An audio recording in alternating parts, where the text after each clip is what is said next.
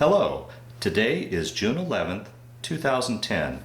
We're meeting today with Mr. Merrill Shearer at his home in Greeley, Colorado. My name is Brad Hoops. I'm the interviewer for the Northern Colorado Veterans History Project. Welcome Merrill, and thanks for sitting down to tell your story today. Sure. Let's start out, if we could. Tell us a little bit about yourself, your date of birth, where you were born, a little bit about your family. I was born on December 22nd, 1920, out by Kersey, on the north side of the river. And from there we moved to Gill, Wichita, not too far away from there. And that's where, I was too young to go to school. So when we finally moved to town. Town meaning Greeley? In Greeley. Okay.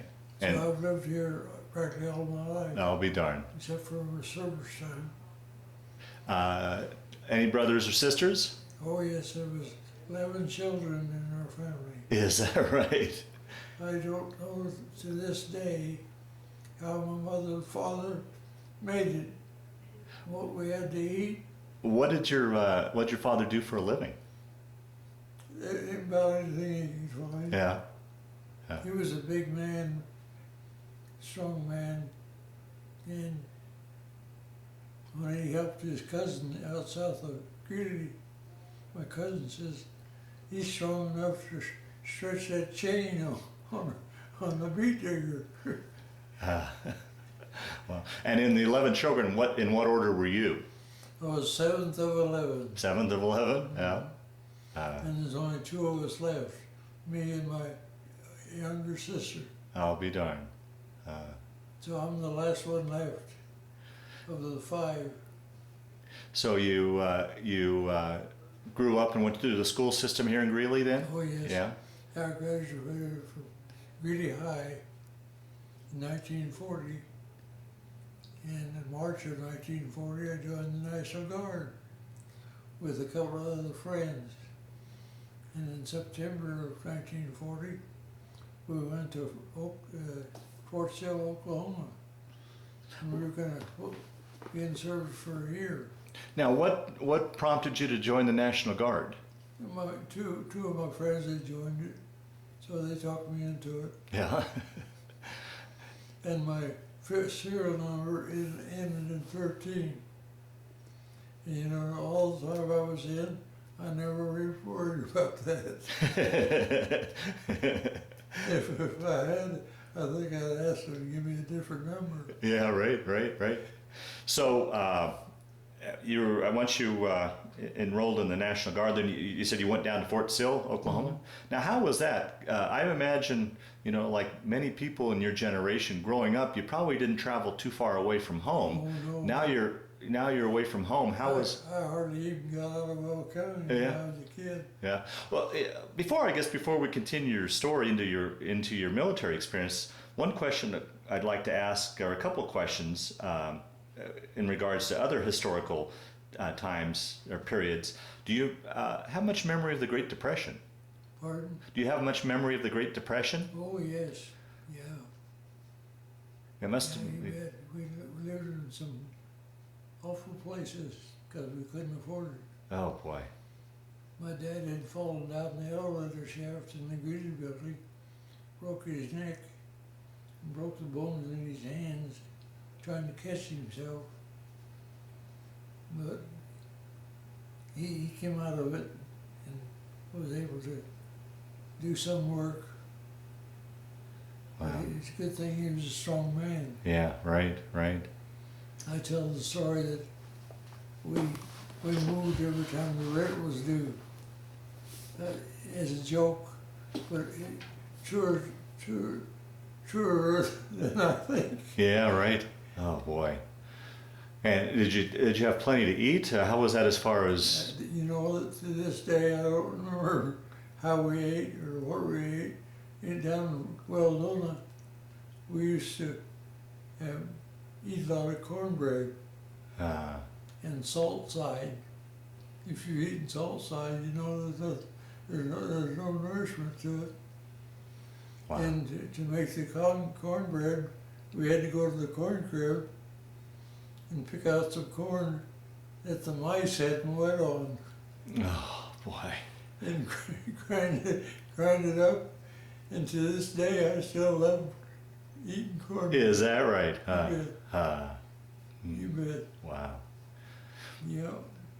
Well, let's continue on then with your story. So you and your buddies, the three of you went down to Oklahoma. Mm-hmm. So that kind of had to probably help a little bit as far as any sort of homesickness or any. Oh, yeah.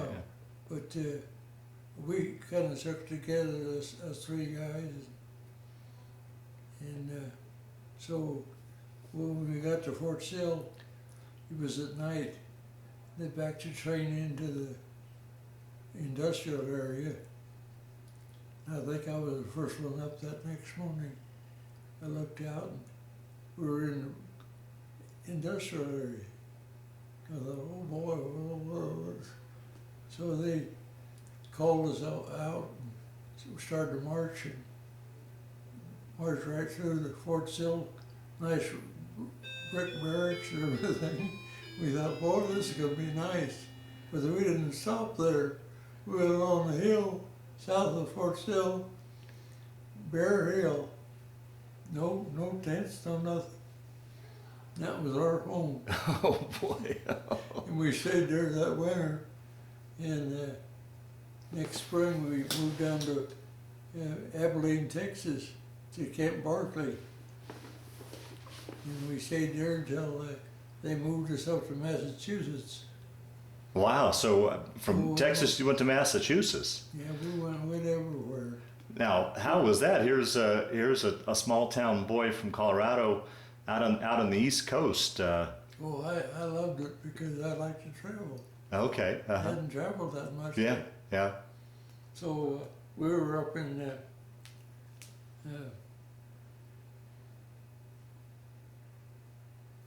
President's area. Hyannis? Yeah. Out on the Cape? We made from shore to shore training there.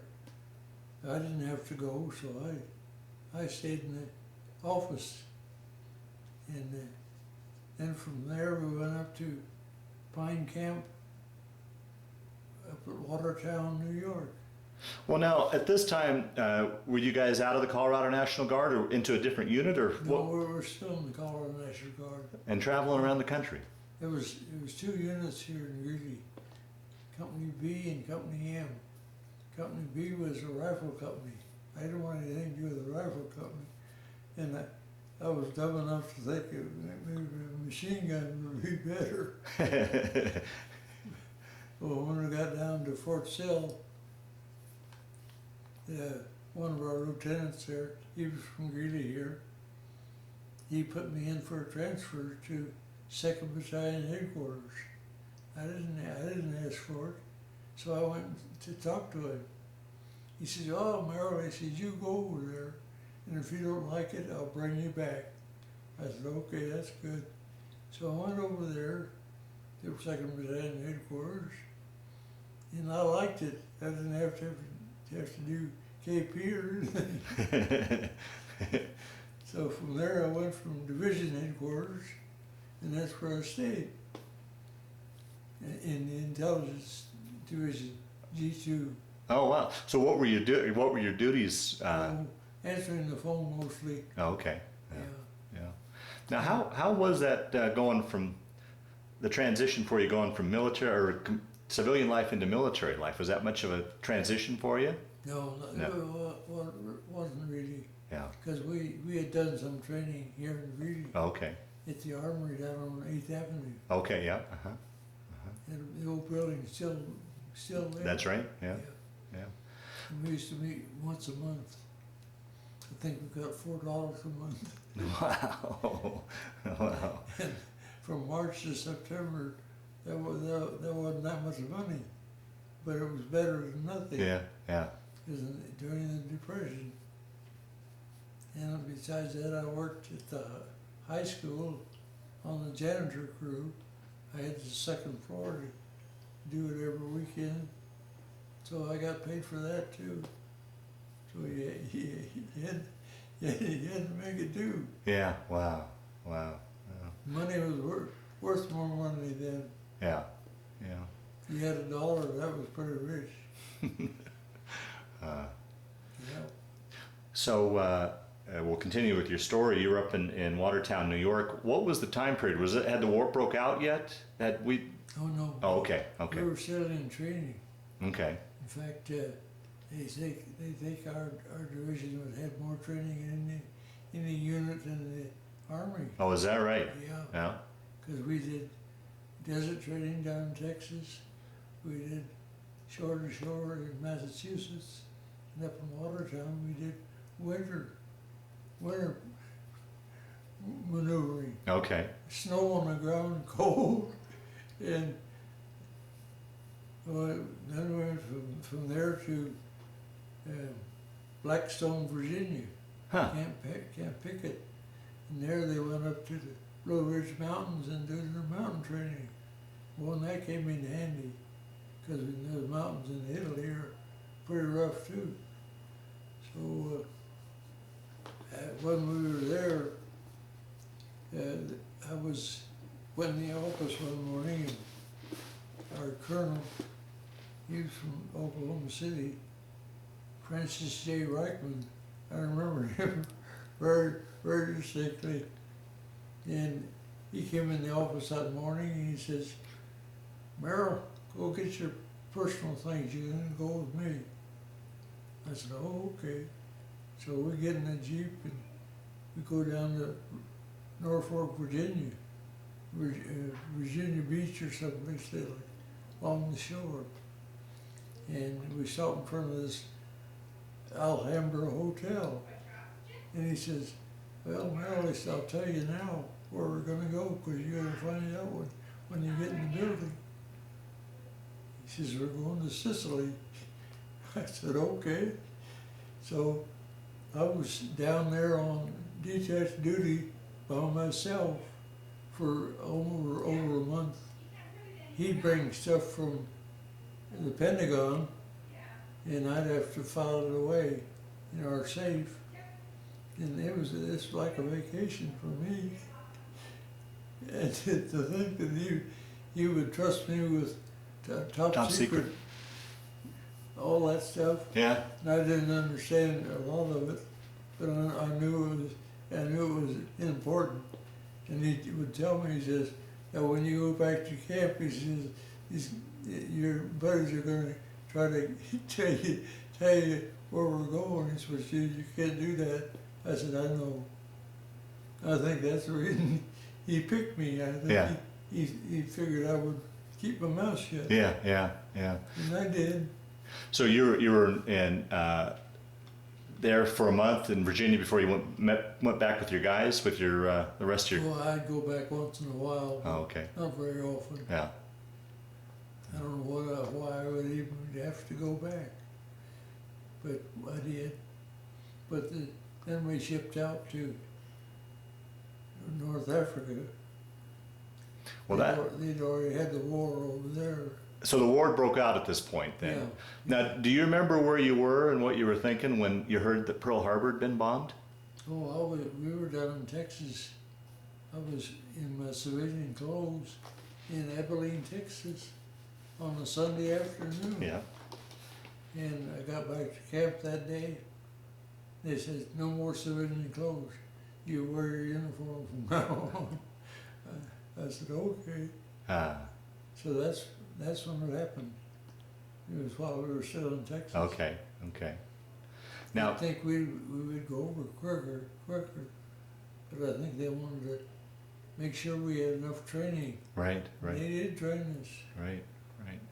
Now, from the time the war broke out until finally you shipped overseas, did you ever have any leave to come back home? No. No. One time in Oklahoma, Oh, okay. I didn't get home after that. Wow, wow. We spent 2.5 years in the States before we went overseas. So you can see how much training we had. Yeah, right, right. Well, let's talk about now going overseas. One question I always like to ask, once again, here's this boy from landlocked Colorado. Of crossing the ocean. How was that trip overseas for you? Did you get your sea legs, or It was like a cruise. was it? Yeah. Yeah. Didn't get seasick or anything? No, not then, not then. It took us 15 days, and you could look out across the ocean, and there would be ships as far as you could see. Oh, that must have been a sight to see. Big armada, and every now and then the big ship that we were on, it was a flagship. It was called the Ancon, and it used to make trips down into the Caribbean. So it was a luxury ship. Okay. So What- we had it made, and there weren't very other GIs on the ship. Oh, so it wasn't very crowded? Hmm? Was it very? Wasn't very crowded? No. No. We slept on canvas cots on the promenade deck, Oh, wow. and every morning about 5 o'clock, they'd call for general quarters. That means you had to go to a certain spot Uh-huh. in case there was an attack or something. So when they assigned us to the front of the ship, I got wise the second day. I took a blanket with me and huddled in a gun mount for it to be out of the wind. And when they called the thing over, we go back into our cots, and sailors had come up out of the bottom of the ship, and they were sleeping on our cots. Because it's nice and cool there. Yeah. We said, get out of here. Well, there was no fight or anything. They just gave up and went back to their own quarters. Yeah. But it was a kind of a pleasant experience for 15 days. Was there any worry about German U-boats or any? Well, that's why the boats went Zigzag? like this. Yeah. We never saw one or anything. Yeah. But I suppose they were there because they were on the east coast. Yeah. So you didn't think much of it then? No, You just, no. Well, now, was the Colorado National Guard, were you absorbed into a regular Army unit, or? Oh yeah, we were part of the 45th Division. Okay. That's from Oklahoma. A lot of the guys that were from Oklahoma, and most of those guys were a lot of Indians. Oh, is that right? Yeah, Yeah. they were nice guys, and they were good soldiers. Now, were your other two buddies still with you at this time? Let's see. No, I think they had branched out. One went to MP school. Another one went to Cooks and Bakers school. I didn't want either one of those. Yeah, I right. said goodbye. No, I stayed with mine. And when we got to Sicily, Well, let's actually, so you landed first in Africa. oh yeah, Where did you land in Africa? Oran, Okay. yeah. And while we were there, they had another ship-to-shore operation. So we went up the shoreways into the Mediterranean, and they all went off of the ship and went on land and then came back the next day. Well, that night, I got to stay on the ship and sleep in the general's quarters and take a shower in his shower because we had the sensitive papers in there. So you were still his assistant at this time? Mm-hmm. Okay, so you were were you with the headquarters division or the headquarters company then? Yeah, headquarters Okay. of the division. Yeah. Okay. And did you ever get a chance to go ashore while you were there? Well, not in North Africa, no. No. Okay. But when we landed in Sicily, we all had to get off. Now, were you part of the invasion of Sicily, or has Sicily already been invaded when you guys? Well, the Germans had taken over Sicily. So you guys were part of the invasion of Sicily? Yeah. Okay. Yeah, we ran them out of North Africa, and they ended up in Sicily. but they were still there fighting. Right, right. So was Sicily your first action? Yeah. Okay. Yeah. And talk a little bit about that, what that was like. No, the night that we landed there, all the ships had flares where you could see like almost like a daylight. So they could see, and so the Germans could see us too. Right. And had gone ashore and was trying to get our personal things out of our truck, and like our clothes, and here this airplane came over, had stars on it. It was a C-47, and it was landing going right into all that light. And what the guys do? Shot them down. Oh boy. Oh no. A lot of them never did get to jump. That was a big fiasco. And I guess we finally recovered from it, got to the North Shore, and run the Germans to the east into Sicily. Most of them escaped to the boot of Italy before we could get after them. And then when we left there to go to Salerno, about halfway across there, we got word that Italy had capitulated, which means they gave up. Well, we were happy. We thought we got them made. Yeah. But the Germans didn't hadn't. give up. They were still there, Oh no. waiting for us. And I guess the first night, our division was in reserve, floating reserve, and it got so dire that they called us aboard, called us ashore to back up the rest of the units. And one of our generals talked about retreat, and our old general, General Middleton, says, no, we're not going to retreat, we're going to stay right here. And that's what we did. We stayed right there. And finally broke out in the next couple of days. And I went in the office one morning. Our major, he was a West Point officer, good officer. I was in the office and he said, go get your sidearm, you're going to go with me. I didn't know where he was going to go. So I crawled into the Jeep with him and we took off into the hills.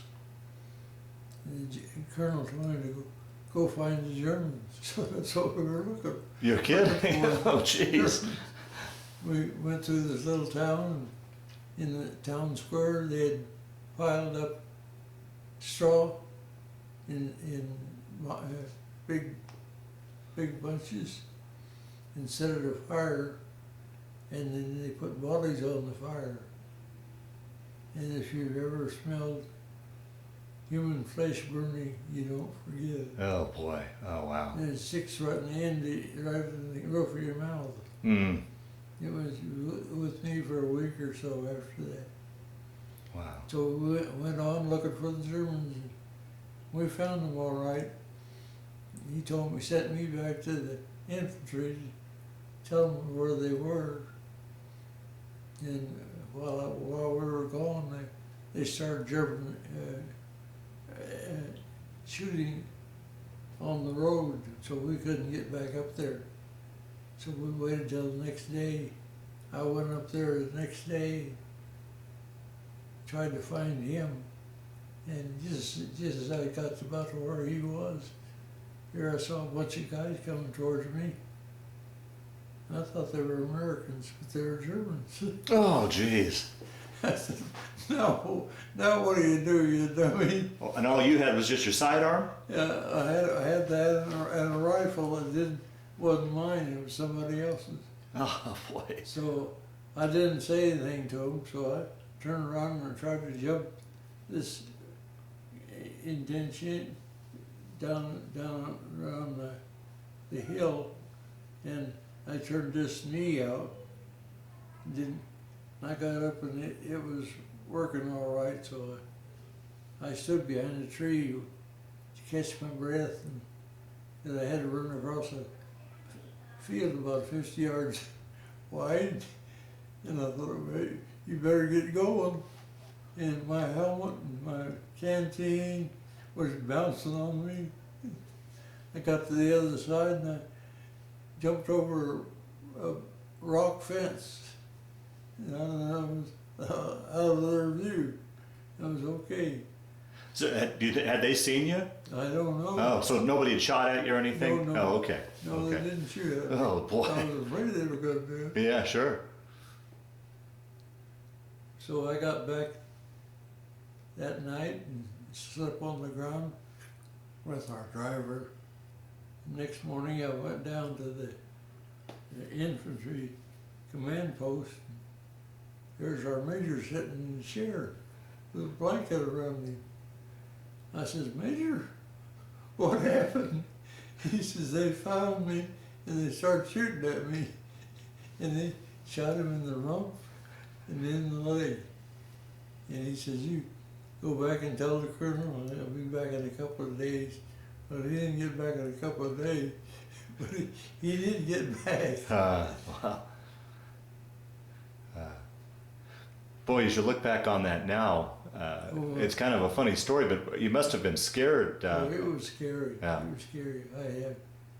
I had no idea that I was that close to getting caught. Yeah, I could have been a casualty or a prisoner. absolutely. Yeah, right. All the guys I knew ended up as prisoners. They had to be there for about a year before they got loose. It was a rough country. Did you have much interaction with the locals there at all? Oh, yeah, quite a bit. Yeah. Yeah. In fact, one place we asked them to make us a spaghetti dinner, and they did. And then we found out they had some extra bedrooms. So this friend of mine and I, we decided we'd take one of the bedrooms, sleep on corn husks. You ever sleep on corn husks? It's awful noisy, but it's soft. Yeah. Uh-huh. You have to use a lot of them. It's things about that thick, you know, before you get in it. But it was good sleeping. What would your normal conditions be like otherwise, as far as your sleeping conditions and food and such? What? We just, most of the time we didn't dig a hole or anything, but we just slept right on the ground. Oh. We didn't, in fact, there wasn't no rain, so we didn't have to put up a tent. Well, there was rain later on, and we got our tents up, and this lightning, you see it, but you couldn't hear it. You wouldn't know no sound to it. Huh. We thought there was nothing to it. And pretty soon the rain came, pounded us, and the old colonel, he hadn't got his tent up yet.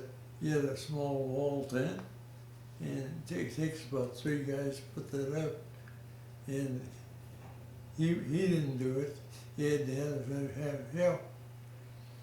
And we said, Nick, let him get wet. And he did, but he also got mad. We didn't do that again.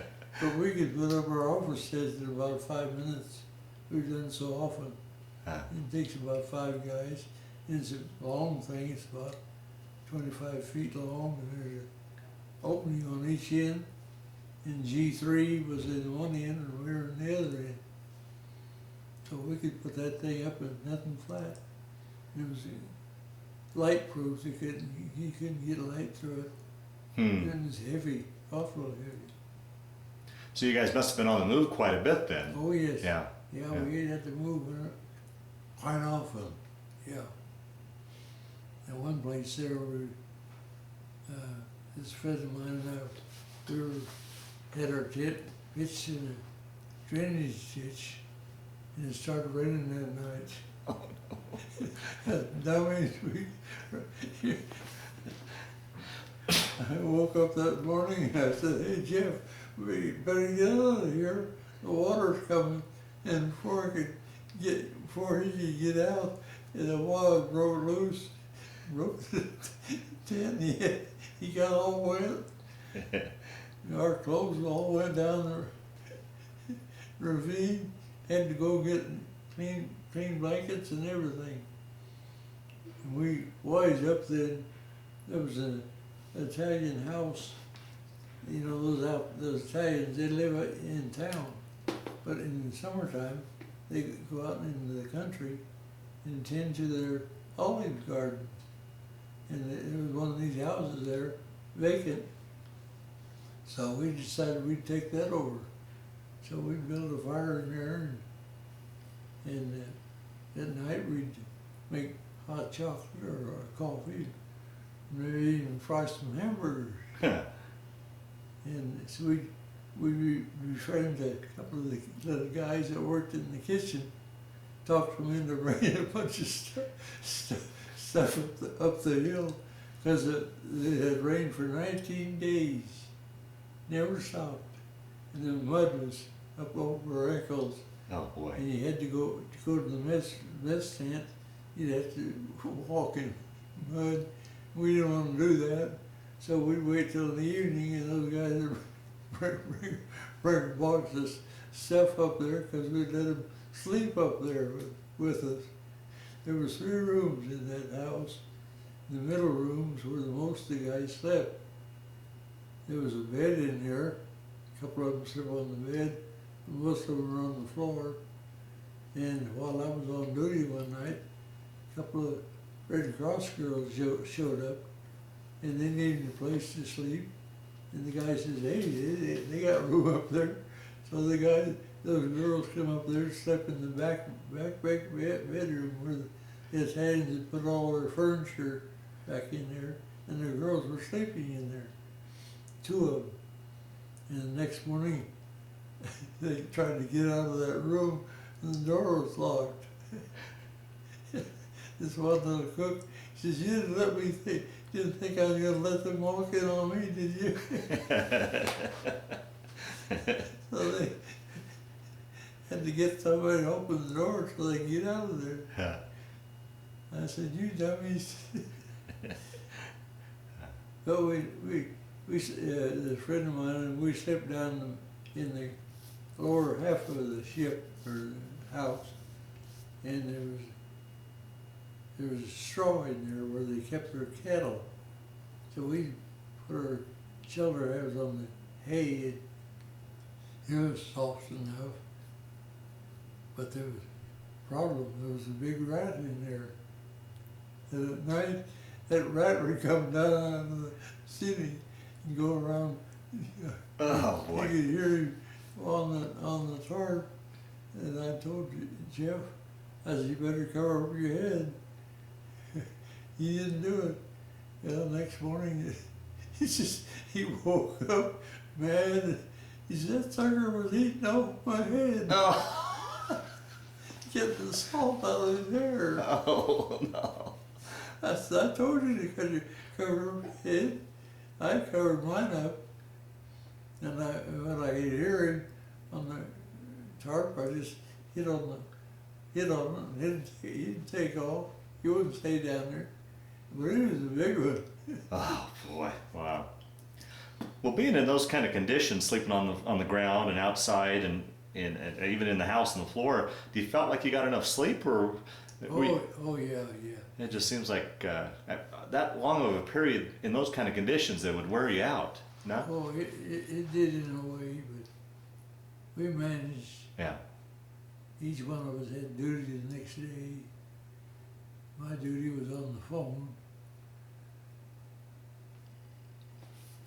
It was no fun. Yeah. That was a rough part of the campaign because it was mountainous. And we were on the south side of a big mountain. And we were pretty well safe where we were. Now, are you? Is this now? Have you guys now crossed into Italy, or are you still out on Sicily? No, we're in the main body of Italy. Oh, okay. So from Sicily, then you crossed over into Italy. Yeah, in Salerno. Okay. Yeah, we'd gone up towards the what's that big monastery? The one Mount that- Christco or Casino? Mount? Yeah, I think so. And they thought that the Germans were in there. Right. We thought. So they bombed that thing. Yeah. Did nothing. Yeah, right. Yeah, that was unnecessary. Hmm. But they did it anyway. But so we had, at that time, we had a lot of South Africans in our units. Oh, really? Yeah. And the South Africans, they were different. They'd bring their wives to do their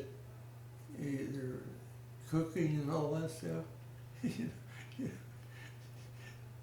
That's Americans didn't do that. Yeah, right. Huh.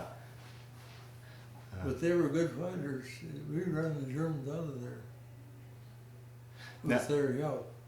Now, did you come under any German bombings? Were you bombed by the Germans? No, No. not at that time. Oh, okay. When we landed at Salerno that morning, they came out of the sun, a couple of German ships, and that's what they do. They come out of the sun, you know, Uh-huh. you can see it. Right. So I think I probably left some nail marks in the deck of that ship. You know, Wow. Wow. you can't get underneath anything. Yeah, right. Oh, boy. But we did it, we made it. And at night, we'd lay on the ground. There was a big gunship that belonged to the British, was sitting offshore, and they'd get a location of some Germans, so they'd fire. And you could see those things going through the air. Red hot. Just, Wow. then pretty soon you'd hear them explode up there in the mountains. I don't know how big those shells were, but they must have been humongous. Wow. Made you feel kind of good. So now, as far as you being part of the headquarters company, then, so would you always be back a ways from the front line, or Oh, yeah. yeah. Yeah. But still, were you in a danger zone? Oh, yeah. Yeah. Yeah. Yeah. Yeah. And when we moved from that first location to a farmhouse, it was a big farmhouse. I don't know how many people lived in it. But those people were so hard up. They'd wait at the end of the chow line. Anything you left in your mess kit, they would put it in their bucket, and they'd take it home and eat it. Wow. It made you feel sorry for them. But they didn't do anything against us, you know. But they behaved themselves. Ladies and kids. It was tough. Wow. How they all went through that, I don't have any idea.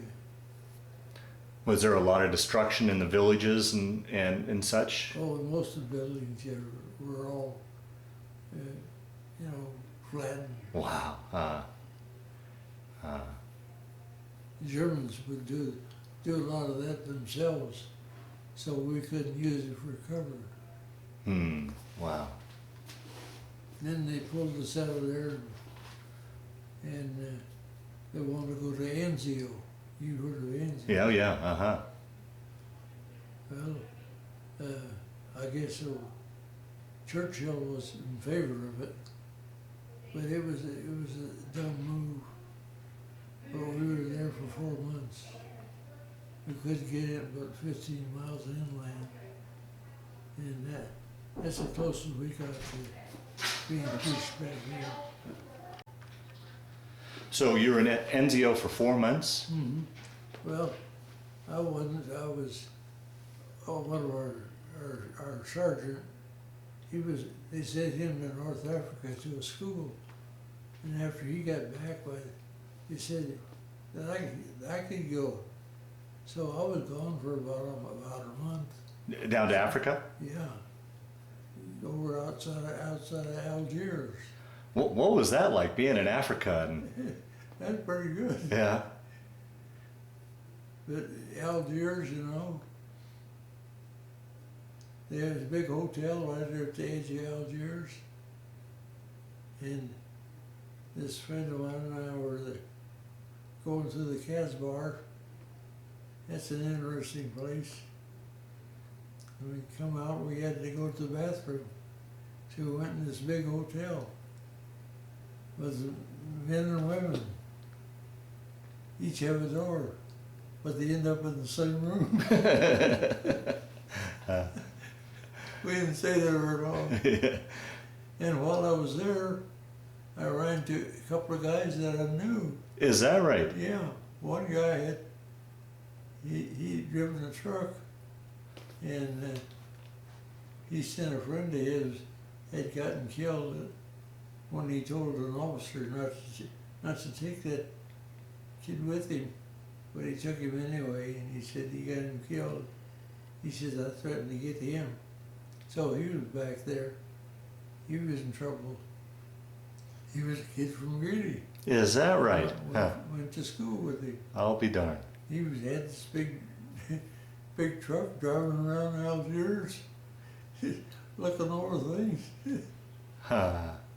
He didn't care. Huh. Then while we were there, we were at a little town outside of Algiers, in a schoolhouse, and then we'd have a class every day. And one night, there was some New Zealanders there, nice guys. We went down through the little town drinking. We started drinking beer in one place. And we were going to fill the table with beer bottles before we quit. And he ran out of beer, so they started on champagne, which was a mistake. We drank that champagne, and we all headed for the barracks. They all got in the door except me. I had to, I was far gone. I had to circle a few times before I could reach the door. And I got in there, and the bed wouldn't stay put. Had to go back outside. I didn't do that again. But then when I got back to Anzio, they hadn't moved an inch. Wow. I crawled right back into the same hole that I'd been sleeping in. So another month we were there, and they finally, before they did try to get out of there, I don't know how many artillery pieces we had, but there must have been thousands, all different sizes. And they got to the point where they would find one target, and they'd every gun on the beachhead would fire at that very one location. Those Germans must have been crazy. Wow. Because any time they would call up and say that they were going to do this or do that, they called it TOT, time on target, and they didn't tell you where. It's just the artillery needed to know. Mm-hmm. And when they did start firing, the ground would just vibrate. Wow. Wow. That was a reclaimed swamp that Mussolini had taken over. And while we were there, I was on duty with this major that got hit with me one time before. And I was on duty that night with him. And we heard a god-awful noise. You know, and it started popping like popcorn around the place. He ducked underneath the cot, and so did I. Not that it ever done any good. Yeah, right. But it was what it was is a German ship airplane had dropped a personnel bomb. It's a great big long thing, about 12 feet long, and when they drop it, they open it up, and the little bombs fall out of it. And that's where all the noise came from. Wow. And they exploded all around us because they had our headquarters spotted somehow. Right. But anyway, next morning or that night, Major says you better check on the guys, see if they're all right.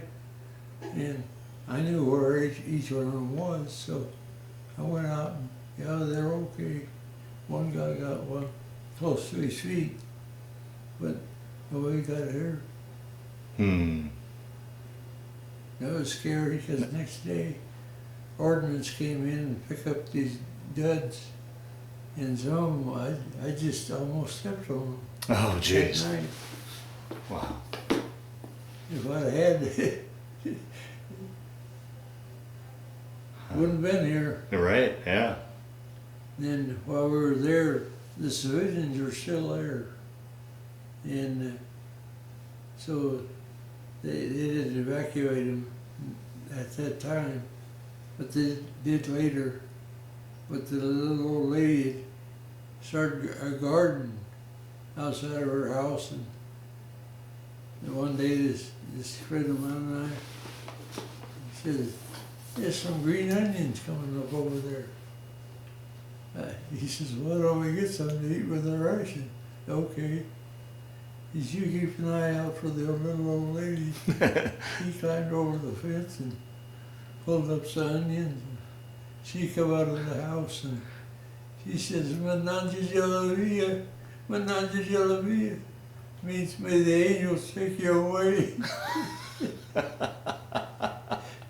We both laughed. She wasn't anything she could do about it. Well, come to find out, there weren't green onions either. They were garlic. Oh. We ate them anyway.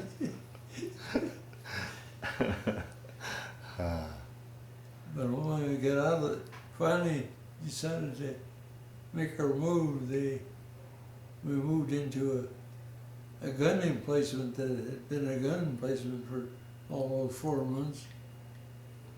And it was about 5 o'clock in the afternoon, and the Germans started shelling into that area. And this one kid he had just gotten married before he went overseas, and he was in this gun emplacement playing cards. Well, one of those shells took his head off. Oh, boy.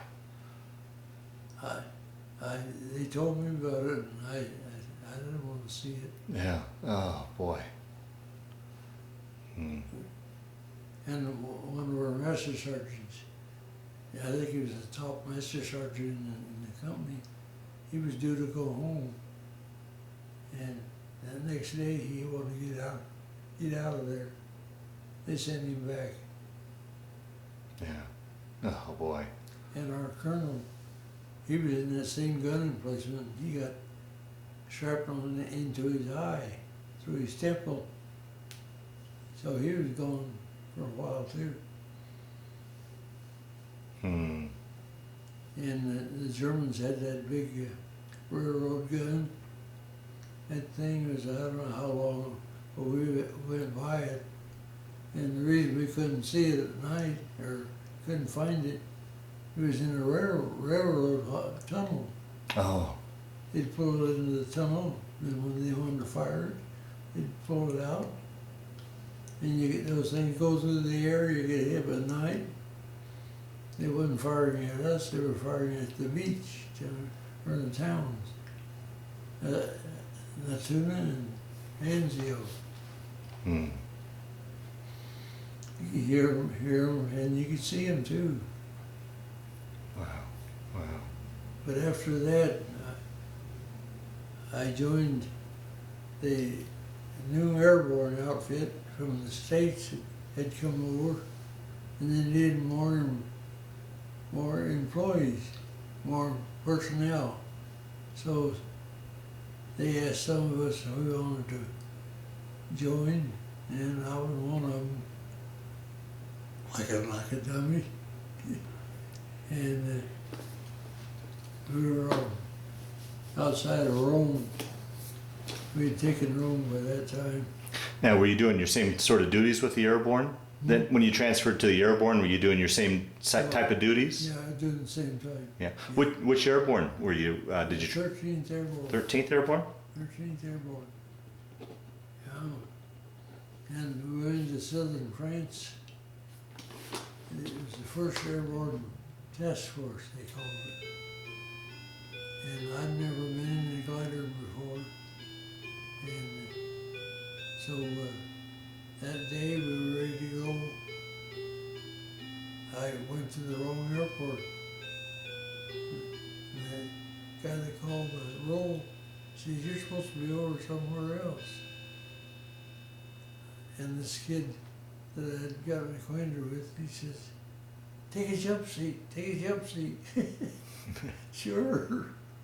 So I finally said, "Yeah, I'll take a jump seat." But the captain that was in charge, he said, he thought about it later, and he said, "No, I can't let you jump because you never jumped before." I hadn't. But he said, "I'll find you a place in the glider." He did. There was 8 guys in the glider, plus two pilots. And in that glider there was a Jeep full of artillery ammunition. Oh, wow. We were sitting on both sides of the trailer. And we went from Italy, across the Mediterranean, across north of Sardinia, into southern France. We were about 15 miles inland. So you were part of the invasion of southern France then too? Yeah. Oh, wow. The 45th had landed on the beach, but we'd landed in 15 miles inland. How was that landing in that glider? What was that like? Scary. Oh, boy. I was sitting right by the window, and I was looking out the window as this pilot, he made one circle, and he brought her down. And the Russians or the Germans had put poles in the Right, yeah. open fields, and those poles were hitting the wings.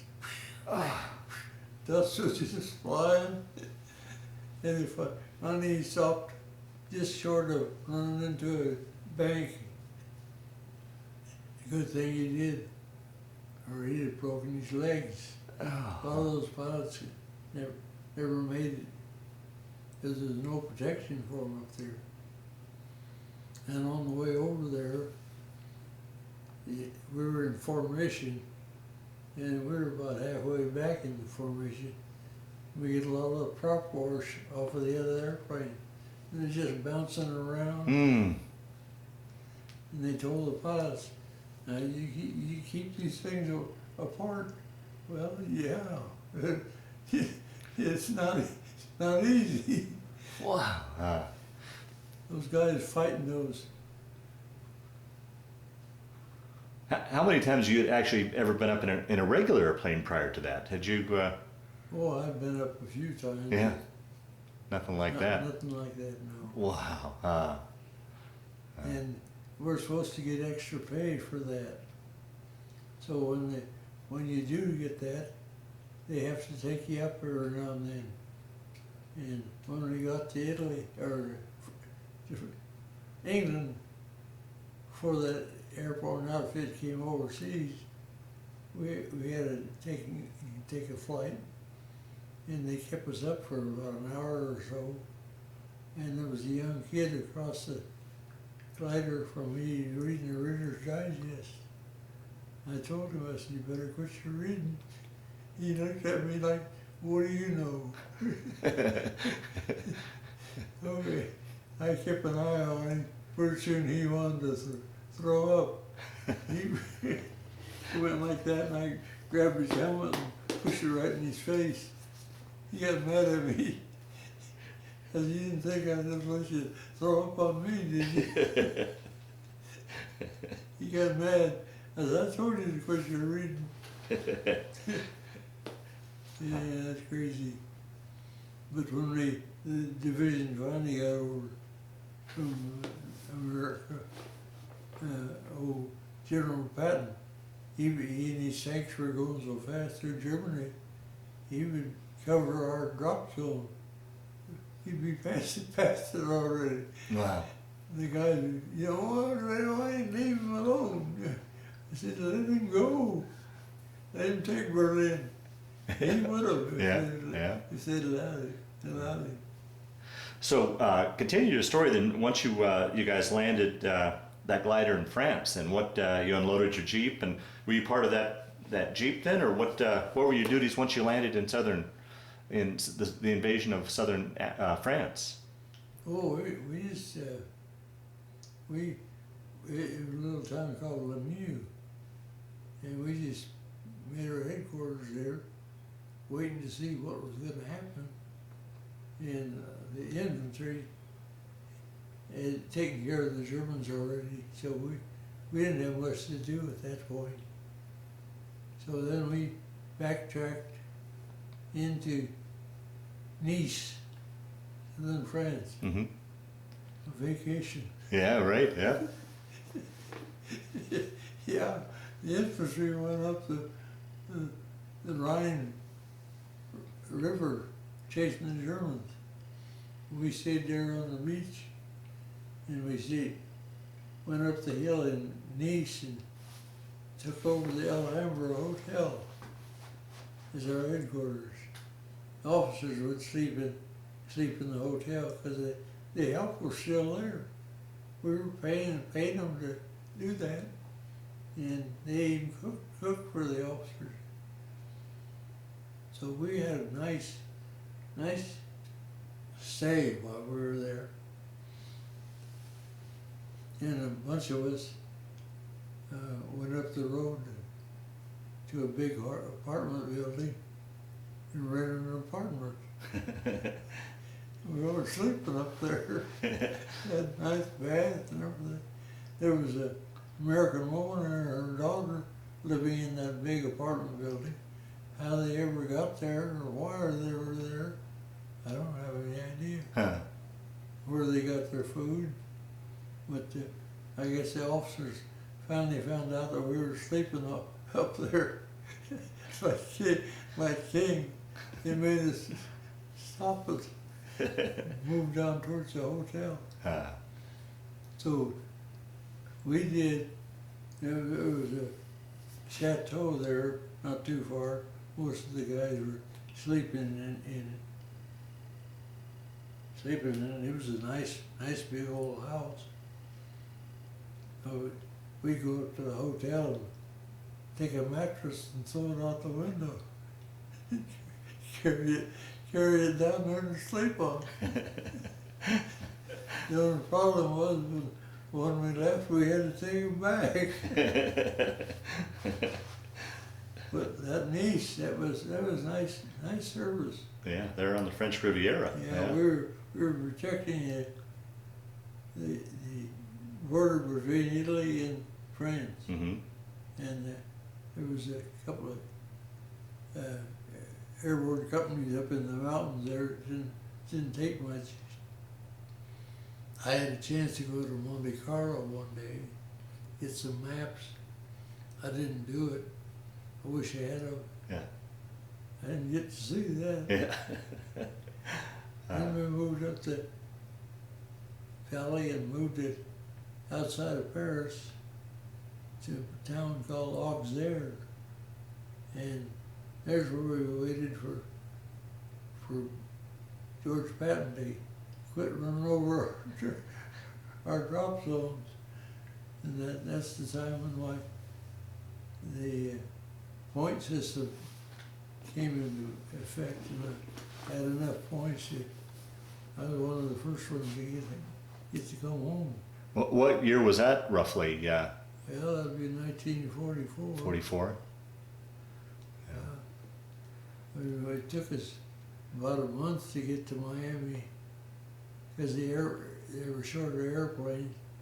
They took the, Oh, so you flew back to the States? Yeah. Oh, okay.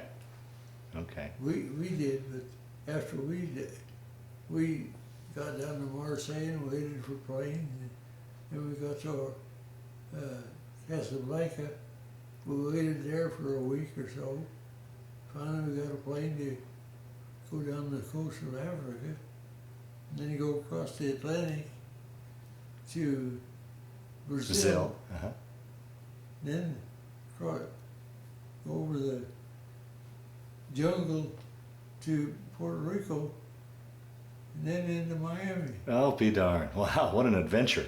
Yeah, it was. Ah. And the good thing because when the guys stopped that, they loaded those big ships, as many as they could take. Yeah, right. I wouldn't have wanted that. Right, right. How was it during this time, that, I mean, you were all over the place, constantly on the move. How was it as far as communications, as far as like getting mail back and forth from home? Was that pretty reliable? Would you get mail from like your folks? At some points it was good, but sometimes we wouldn't get mail for a month or more. Yeah. Yeah. And we didn't worry about that. Yeah, yeah. Now, you had mentioned before we started this interview that you were one of 5 brothers in the service. Can you tell a little bit about where your other brothers were during this time, during the war? Well, my brother Henry, he was in the Navy, and he was a watchmaker on the battleship Wisconsin. And then Wayne, he was with me at one time down in Texas, but he and a couple of his friends went to AWL to come home. They only had a few pennies between them, and it was on a Sunday, and their company commander and one of the sergeants that knew me saw me in town. They said, "Hey Merrill, where's your brother?" I said, well, I don't know. Where is he? He says he's in WL. I said, well, I don't know anything about him. So I sent a telegram to Wayne here in Greeley. They told me that they were going to bust him. And that's what I told them in the telegram. So that night at dinner, they called me and said, what's this? I said, that's what they told me. They're going to bust you. And they did. But they thought I must have known where he was. I said, no, I hadn't seen him. 'Cause I was the first one to join the National Guard down here, of the brothers. And Wayne, he joined shortly after, as we got ready to be called in. Then there was me, and there was Don, just ahead of me. He was in a tank organization in Kentucky, and he got in an accident, and he got pretty well bugged up, I guess. He got discharged. And then my younger brother, Glenn, he joined out of high school, and he was in Italy when I was. Is that right? There. Did you guys ever have a chance to meet up? Oh no. Yeah. He was their base was probably in North Africa while we were in Italy. And one day on Anzio, they called for all the bombers in the Mediterranean to bomb this one place there in front of us. And those Germans pulled out. They weren't even there. They wasted all those bombs on that. Wow. On a place they call the factory. Wow. And we watched them come overhead, drop their bombs, and then they take off again. Well, that must have been a sight. Yeah. Huh. Wow. Well, 5 brothers in the service. I wonder what your mom must have gone through in that. I don't know. That's something else. Huh. I guess she just took it. Wow. She was a tough little lady. Yeah. She, at that time, I'll show you something here. She worked up at the university.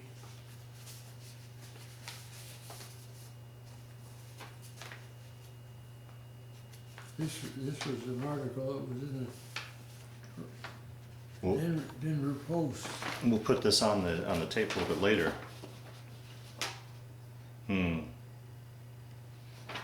I'll be darned.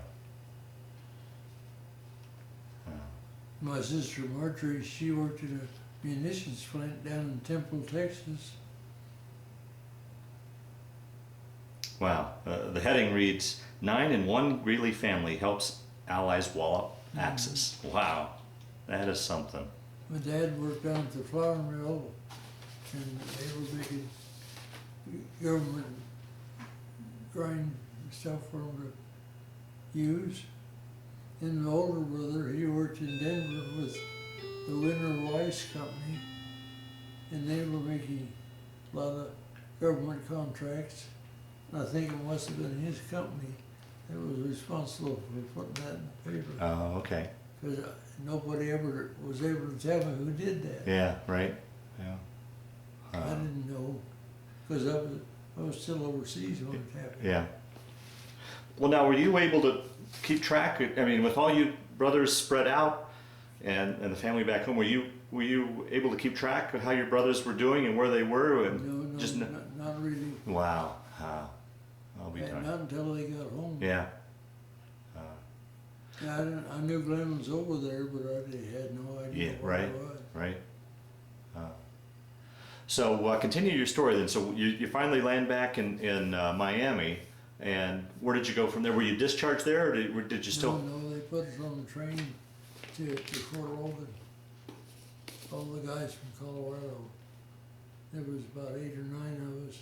I was the senior man, I guess. They gave me the Paperwork? And if I hadn't made it, they wouldn't have been discharged. Yeah, right, yeah. And we got to Kansas City, and I had some fake dollar bills that the Germans had dropped on us there in Anzio, and I ended up, I think I got one left, but I don't know where it is. It was here somewhere. Uh-huh. But we went and had our haircuts, and then we went and had something to eat there in Kansas City. At the barber, after he cut my hair, I gave him one of those. He took it. I said, "Did you look at that?" He said, "No." I said, "Well, take a look at it." He had to open it up. He said, "I'll be darned." I said, "Yeah, that's what the Germans dropped on us." And while we were on Anzio, it was a German airplane came over, and somebody must have got it, because he went down, and the pilot bailed out, and all the guys in the back ran to get him. And the Germans had been told, you don't want those Americans to get hold of it. He said, they'll turn you inside out. Well, on the way down, that guy, he thought about that, I guess. And so when he got to our prisoner of war interrogator, the lieutenant says, I couldn't talk to him. He said he acted like a whipped dog. He filled his flight suit. He said I made a mistake and let him change his clothes. Then he got so arrogant he wouldn't even answer me. He found out those persons weren't as bad as they told me. Yeah. Wow. And then from Kansas City, then you came from your stop in Kansas City. Then you came into Denver on the train. Yeah, they took us out to Fort Sill. Oh, down to Fort Sill. Oh, Not okay. Fort Sill. Logan. Fort Logan. Yeah, and Dr. Runnels used to be a chiropractor here. He was on duty down there as a corpsman. He remembers me coming through there. I'll be darned. Yeah, that was almost 5 years to the day. That you'd left? Mm-hmm. Wow. But then when we were back east, we always found things to do. Went to Washington, D.C. Well, that must have been exciting stuff to be in the big yeah. East Coast cities. Yeah. We'd go to the Sattler Hotel there in Washington, and we'd go to the Sattler Hotel in Boston. One weekend we went in there, and we all went bar hopping. I got separated from those guys, so I went back to the hotel, told the guy on the desk, I said, give me another room. So he did. He gave me room 800. I went to the end of the hall, and there wasn't no 800. There was another door there, looked in there. Oh, there's 801, 800. I opened the door, and here's this great big room. But no, there was no bed. Bed had been in the wall. Oh, okay. One of those you pull out and fall down. So every week after that, we'd go in and get ready to room 800. Because it's a big room for all of us. Yeah. Yeah, we had some fun times. And then once you got your discharge, you came home back home to Greeley then? Yeah. Was it good to, after being gone for that long, was it good to be back home? And Oh yeah, it was nice to get back home. yeah. Wasn't nice when I run out of money. Yeah. All my savings had disappeared. I sent some allotment home to Mother, and it turned out that she'd use it to buy another house. And after I found out that, nothing I could do. Yeah. It was a nice new home. Wasn't new, but it's bigger. Yeah. In fact, there's a chiropractor in the house today. 50 and old 2970. Nice red brick home. Cool in the summertime and warm in the winter.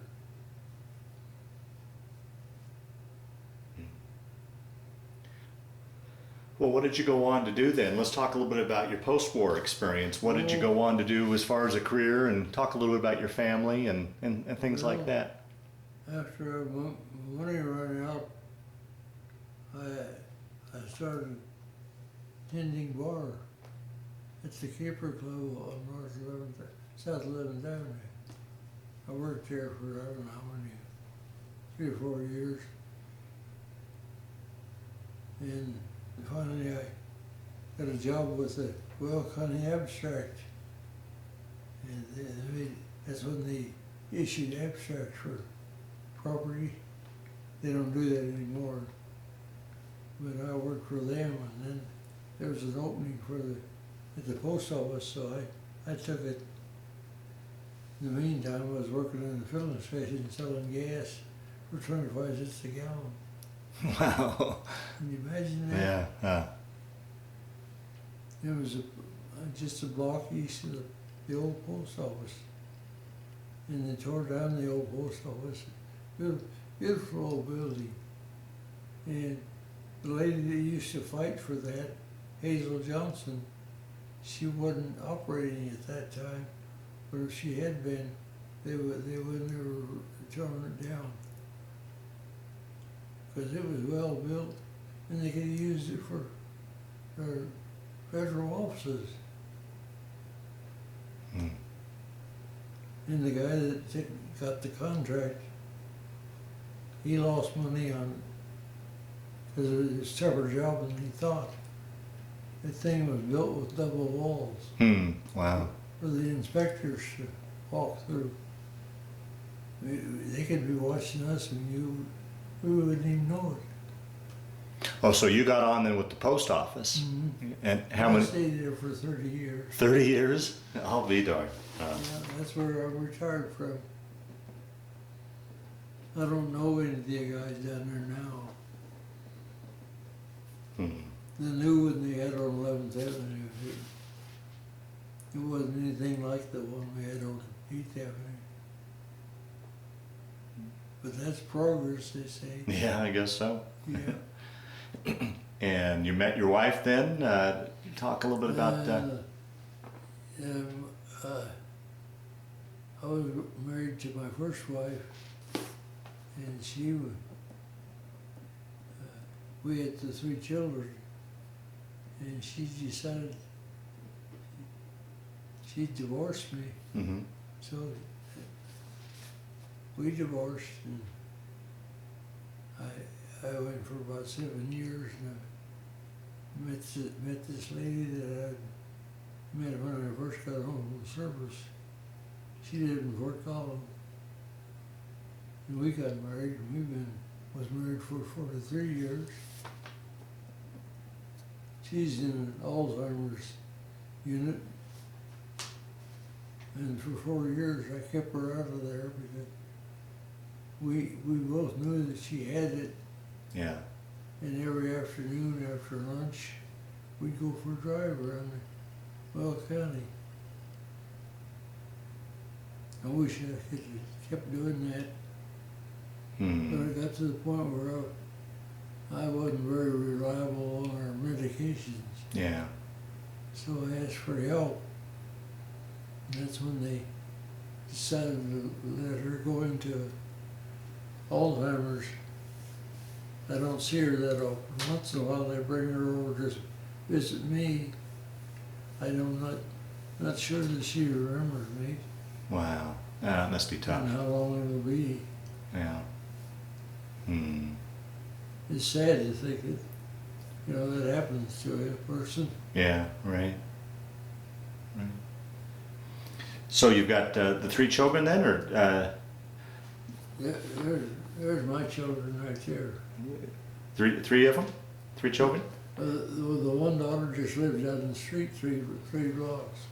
And then how many grandchildren? Oh, gee whiz. Let's see, 8. 8? Great grand. Oh, you've got 8 8 grandkids. and then any great grandchildren? Yeah, 8 of them. And let's see, just grandkids were 4. 4 grandchildren and 4 great grandchildren, or 4 grandchildren and 8 8 grandkids. One of my little youngest daughters has 3 little boys of her own, and she's not married. Oh, is that right? Yeah.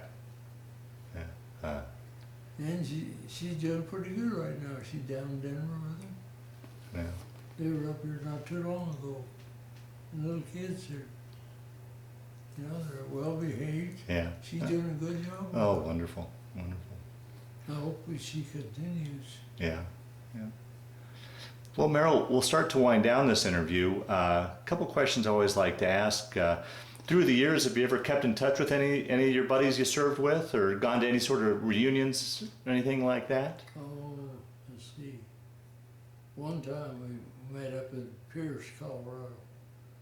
About 8 of us. But that's the only time. Yeah. And have you said earlier that you love to travel. Have you ever had a chance to travel to any of the places that you were stationed or served? No. Yeah. I stayed away from that. Yeah. Too far away to begin with. Oh, sure. You bet. We used to have a motor home, and we used to travel quite a bit. Went up to Seattle area a couple of times. That was a nice trip. And then my wife's oldest son lives in Kalamazoo. He's a research chemist for Pfizer. And so we've been back there a couple of times. I don't know. I think right now he and his wife are traveling to Russia. Oh, wow. I think he's doing it while he can. Yeah, right? Yeah, yeah. They live back there outside of Kalamazoo. You know, they have an area about five acres, I think, mostly trees. Mm. We were back there one time and sleeping, and I heard this noise. I couldn't figure out what it was. I got up and looked out the window, and there's a flock of turkeys. Oh, is that right? Right through the property. Uh, Yeah, it must have been 50 or 100 of them, yakking all the way, looking for bugs. They introduced them back there, and then they found out that they've done too well, because there's too many of them. But it's pretty country. yeah. Well, the last question I like to ask is, how do you think your experience in the military during the war years, how did that affect your life? Did it change your life at all, change you at all? Or was it just simply a chapter of your life that you went through, do you think? Oh,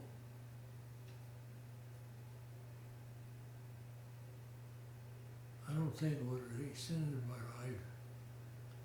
But it's just something that had to be done. Yeah.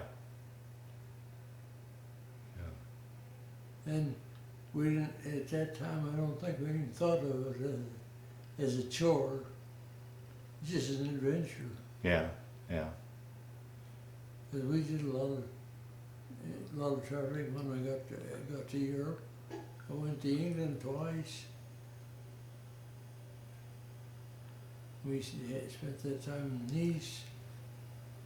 We got to see Paris.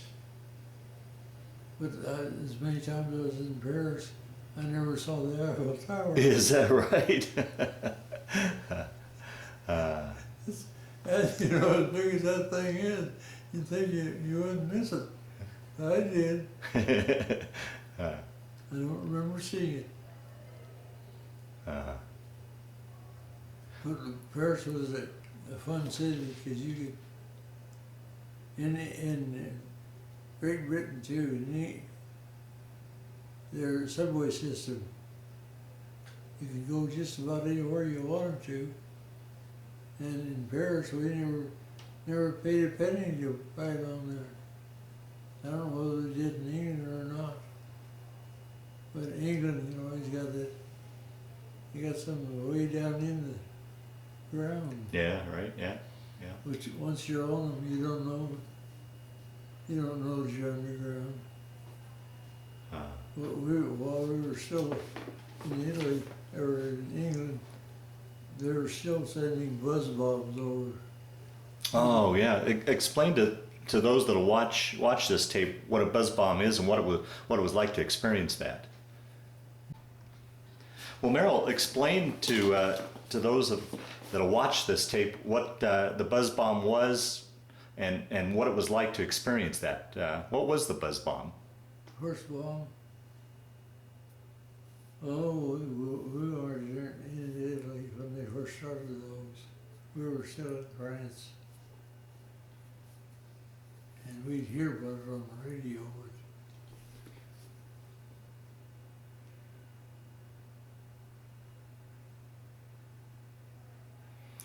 So you said when you were in England that they were still shooting the buzz bombs over? Yeah, yeah. And those are the ones that you hear a sound, and it's when the sound stops is when you worry about them, right? When it stopped making a sound, and that's when they fall to the ground. Yeah, I think so. Yeah. Yeah. Because they're running on a motor. Right. Was there still quite a bit of damage in England when you were there? A lot of what? A lot of damage still in England when you were there? Oh yeah, downtown. Yeah. Yeah. I only got there one time. But Yeah. Yeah, it was bad. But Windsor Castle, where they stayed, it escaped all the damage. And where we were is outside of Great Britain, our main town. it was a summer home for the Queen. At the Ascot racetrack, Uh-huh. we used to have to cross it to get on the train. Is that right? Yeah. Now, you were with the 13th when you were in England, part of the 13th Airborne? Oh, I wasn't a part of anything at that time. Oh, okay. 'Cause our division that we were going to join hadn't come over from the States yet. Oh, okay. But they'd send us over there. I don't know why they would, but we wouldn't do anything over there. So is this between the time you were with the 45th and the 13th? Mm-hmm. Okay. Okay. 45th until we got Rome. And then I joined the Airborne. Oh, okay. Okay, gotcha. But General Mark Clark, he wanted to get Rome before they landed on D-Day. Yeah. What are your thoughts on his decisions in Afghanistan? What's that? Afghanistan. No, with Mark Clark, because there was controversy about him. What did you think of his decisions and leadership? Oh, I really don't know. I think he done as well as he could. Yeah. Okay. I guess. I don't think he was a real scholar like some of them. But he had the job, Yeah. and everything had to be perfect. Yeah. And then here in a couple months in September, you'll be taking the honor flight to Washington, D.C. If I'm able. Yeah. Oh, sure. Well, yeah. Oh, Well, I keep worrying about that. yeah. I have a hearing aid that doesn't work, and I gotta get that done. Gotta get my teeth worked on. Yeah. I hope I can get everything done. I've been having eye problems. Hmm. Have to go back, and I can't see too good out of this eye. Hmm. I see a lot of blue. Looking through blood. Oh, okay. Blood, Yeah. blood leaks back in there. Yeah. I guess they can't get out. Hmm. And the eye doctor is over in Loveland. So you'll be 90 here in December then, correct? Hmm? You'll be 90 in December. Mhm. Wow. Yeah. Wow. Hmm. Well, Merrill, we'll close down this interview. Is there anything I didn't ask you that you wanted to talk about that I didn't bring up before we close out? So make sure we've covered almost all we could in it, or do you think we covered pretty much everything? Well, I think we pretty well covered everything. Okay. All right. I can't think of anything that would try to repeat. Okay. Well, I want to thank you for sitting down to tell your story today, but more importantly, I want to thank you for your service to our country. Well,